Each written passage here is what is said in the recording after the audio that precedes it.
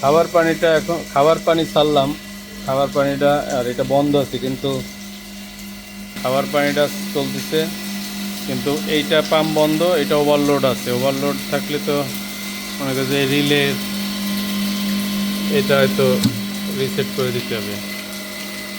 কিন্তু রিসেট করে দিলেও ওভারলোড গেছে।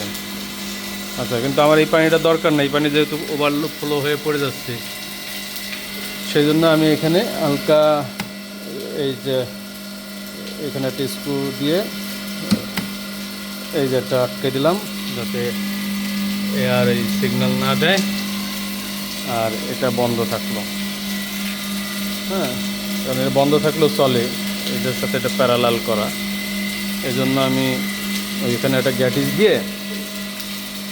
দিয়ে এটাকে অফ করে রাখলাম, ডিসকানেক্ট। এয়ার চলবে না এই খাবার পানি দিয়ে, কারণ এর ওয়াশের পানি দেয়, ওয়াশের পানি ওভারফ্লো হয়ে পড়ে যাচ্ছে এই যে।